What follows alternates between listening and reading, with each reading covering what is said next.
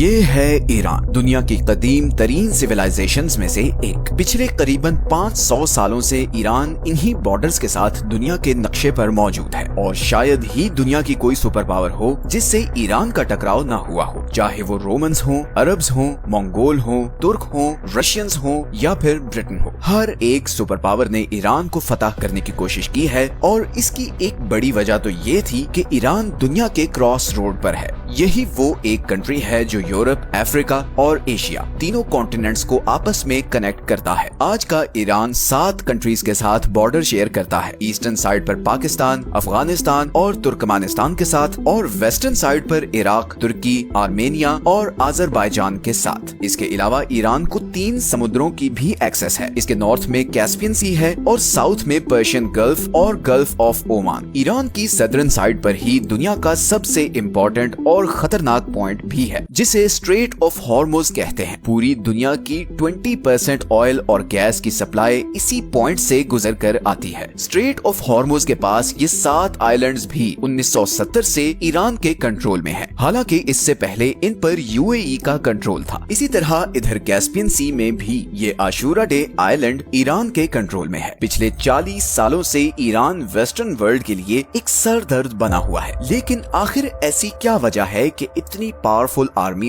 और इकोनॉमीज होने के बावजूद अभी तक कोई भी वेस्टर्न कंट्री ईरान पर अटैक करके उस पर कब्जा नहीं कर सकी। सब कंट्रीज जानते हैं कि ईरान पर डायरेक्ट अटैक करना बहुत ज्यादा बैकफायर कर सकता है। ईरान को अनकॉन्करेबल बनाने में बहुत सी और रीजंस के साथ साथ उसकी ज्योग्राफी का भी बहुत बड़ा रोल है। सच यह है कि आज की वीडियो में हम देखेंगे कि ईरान की हिस्ट्री, उसकी ज्योग्राफी और उसकी प्रॉक्सी वॉर्स ने उसे इतना पावरफुल कैसे बना दिया है।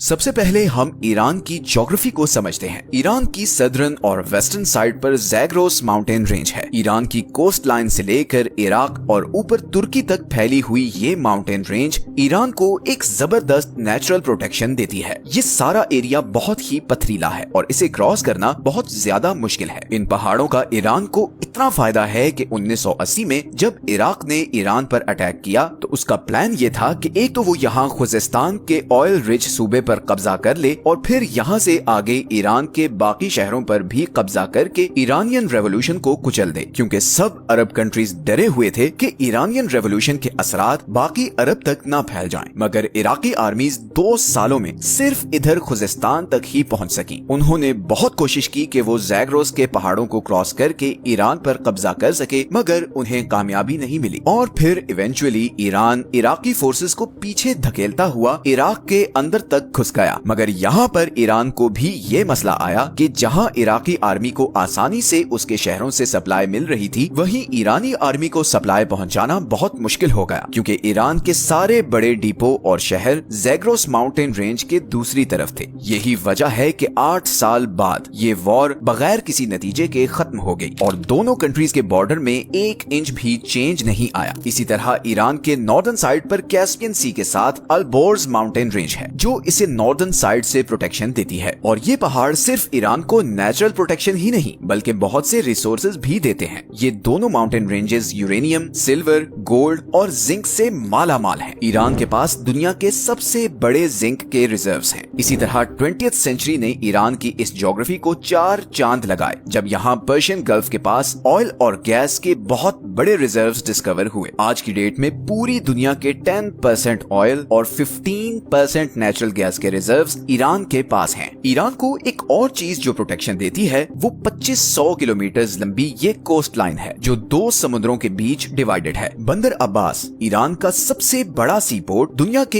एक बहुत बड़े choke point strait of Hormuz से सिर्फ 70 किलोमीटर दूर है और यही पॉइंट आज ईरान का सबसे बड़ा जियोपॉलिटिकल लेवरेज भी है। अगर ईरान अपनी नेवी के जरिए ये पॉइंट ब्लॉक कर दे तो पूरी दुनिया की इकोनॉमी कोलैप्स कर जाएगी, क्योंकि दुनिया की 15% एनर्जी सप्लाई यहाँ से गुजर कर एशिया और यूरोप को जाती है। अब अगर फर्ज करें कि कोई ये कोस्ट लाइन और ये 2 माउंटेन रेंजेस क्रॉस करके ईरान के अंदर आ भी जाए तो यहाँ पर दूसरा सबसे बड़ा बैरियर ये दश्ते लूत और कविर रेगिस्तान है। लूत डेजर्ट को the hottest place on earth कहते हैं, क्योंकि 2005 में यहाँ पर 70 डिग्री टेम्परेचर रिकॉर्ड किया गया था। इस टफ और एबनॉर्मल ज्योग्राफी की वजह से ही ईरान को कॉन्कर करना ऑलमोस्ट इम्पॉसिबल रहा है। लेकिन आज की डेट में जो दूसरी चीज ईरान को इतना पावरफुल बनाती है वो है उसकी जियोपॉलिटिकल स्ट्रेटजी। सबसे पहले अगर हम ईरान के डेमोग्राफिक्स को देखें तो इसकी पॉपुलेशन तकरीबन 9 करोड़ है, जिसमें 95% शिया मुस्लिम हैं। ईरान में 62% लोग पर्शियन हैं, 16% आज़ेरी, 10% कुर्द और बाकी 12% बलोच, लूर, अरब और तुर्किक हैं। अब 1979 की शिया रेवोल्यूशन से पहले ईरान एक लिबरल कंट्री था और इस खित्ते में अमेरिका का एक बहुत स्ट्रॉन्ग एलाय भी था। इवन उस जमाने में अमेरिका ईरान को मिलिट्री जेट्स तक सप्लाई किया करता था। लेकिन फिर इमाम खोमेनी के आने के बाद यहाँ के सारे डायनामिक्स चेंज हो गए। आपको ये जानकर हैरत होगी कि 1979 से पहले ईरान और इसराइल के आपस में बहुत अच्छे रिलेशंस थे। इनफैक्ट ईरान 1948 में इसराइल को एक्सेप्ट करने वाला दूसरा सबसे बड़ा मुस्लिम मेजॉरिटी कंट्री था। लेकिन इमाम खोमेनी ने आते ही पैलेस्टीनियंस की सपोर्ट में आवाज उठाई और ऐलान किया कि अब से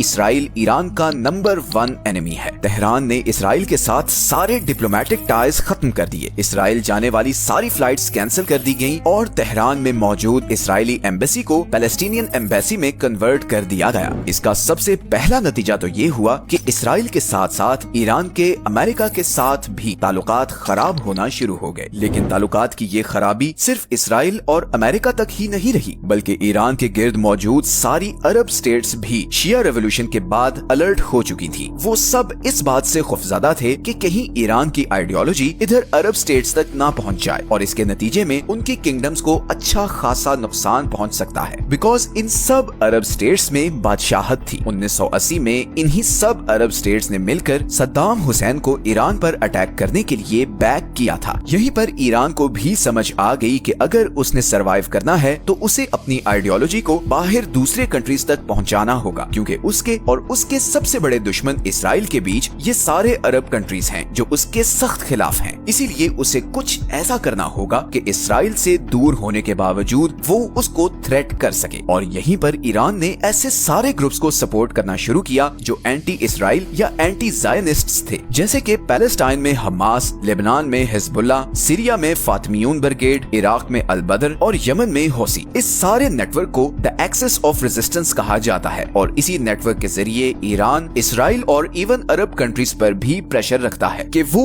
ईरान के खिलाफ कोई भी कदम उठाने से पहले 1000 बार सोचें। इसीलिए जब इसराइल ने गजा पर बम्बार्डमेंट शुरू की तो इधर लेबनान से हिजबुल्लाह ने इसराइल पर मिसाइल फायर किए और यहाँ यमनी हौसियों ने रेड सी से गुजरने वाले इसराइली और अमेरिकन शिप्स को ड्रोन से टारगेट करना शुरू कर दिया। ईरान की इसी प्रॉक्सी वॉरफेयर स्ट्रेटजी ने उसे काफी डेंजरस बना दिया है। अब वॉरफेयर स्ट्रेटजी की बात हो ही रही है तो ईरान की ड्रोन टेक्नोलॉजी का जिक्र करना बहुत जरूरी है। जनवरी 2024 में जब हौसियों की तरफ से यहाँ से गुजरने वाले कंटेनर्स पर लगातार ड्रोन अटैक्स किए जा रहे थे, तब फ्रांस ने यमन के शाहिद ड्रोन को गिराने के लिए $1 मिलियन वाला Aster 15 surface to air missile use किया, जबकि यमनी ड्रोन की कॉस्ट सिर्फ $20,000 थी। यमनी हौसियों को ये सारे ड्रोन्स ईरान सप्लाई कर रहा है और इन ड्रोन्स की इतनी धूम मची है कि रशिया यूक्रेन के खिलाफ भी इन्हीं ईरानी ड्रोन्स को इस्तेमाल कर रहा है। अमेरिकन सेंट्रल कमांड की 2022 की रिपोर्ट के मुताबिक ईरान के पास पूरे मिडिल ईस्ट में सबसे ज्यादा और मॉडर्न बैलिस्टिक मिसाइल हैं। ईरान के सारे मिसाइल्स 2000 किलोमीटर तक अपने टारगेट को हिट कर सकते हैं। तो इन अ नटशेल अगर हम ईरान की ज्योग्राफी, उसकी प्रॉक्सी स्ट्रेटजी और ड्रोन टेक्नोलॉजी को देखें तो इसके बावजूद कि ईरान पर वेस्टर्न दुनिया की सैंक्शंस हैं और उसकी इकोनॉमी ऑफिशियल ग्राउंड्स पर बहुत छोटी है, ईरान एक ऐसे कंट्री के तौर पर सामने आता है जिसके पोटेंशियल के बारे में बहुत सी अनसर्टेनिटीज हैं, चाहे वो उसका न्यूक्लियर प्रोग्राम हो, प्रॉक्सी नेटवर्क्स की फंडिंग हो या मिसाइल टेक्नोलॉजी। ईरान के बारे में बहुत से ग्रे एरियाज हैं जिनकी वजह से वेस्टर्न कंट्रीज उस पर डायरेक्ट अटैक करने से कतराते हैं। अगर हम सिर्फ यही एक पॉइंट को देखें कि दुनिया के 2 choke points strait of Hormuz और बाब अल मंदेब ईरान की टारगेट रेंज में हैं, तो यही चीज उसे बहुत पावरफुल लेवरेज दे देती है। और अब तो रशिया और चाइना भी अनऑफिशियली ईरान को बैक कर रहे हैं। अभी हाल ही में जब हमास के लीडर इस्माइल हुनिये को ईरान में असैसिनेट किया गया तो बहुत सी ऐसी अनकन्फर्म रिपोर्ट्स भी सामने आई कि रशियन इंटेलिजेंस और मिलिट्री जनरल्स ईरानी ऑफिशियल से मिले हैं और उन्हें यकीन दिलाया है कि अगर वो इसराइल के खिलाफ रिटेलिएट करते हैं तो वो ईरान का भरपूर साथ देंगे। फिलहाल तो इस्माइल हुनिये के कत्ल के बाद ईरान की इंटरनल सिक्योरिटी पर बहुत से सवालात उठ रहे हैं और बज़ाहिर बज़ाहिर ऐसा लग रहा है जैसे इंटरनली कुछ गड़बड़ भी है। ईरान इस पर कब और कैसे रिटेलिएट करेगा और क्या ईरान इसराइल और अमेरिका का जवाबी वार सहने की सलाहियत रखता है, ये तो आने वाला वक्त ही बताएगा। ये हैं वो सारे सोर्सेज जहां से हमने इस वीडियो के लिए कंसल्ट किया है। मिलते हैं नेक्स्ट वीडियो में एक और इंटरेस्टिंग टॉपिक के साथ। अपना ख्याल रखें। अल्लाह हाफिज।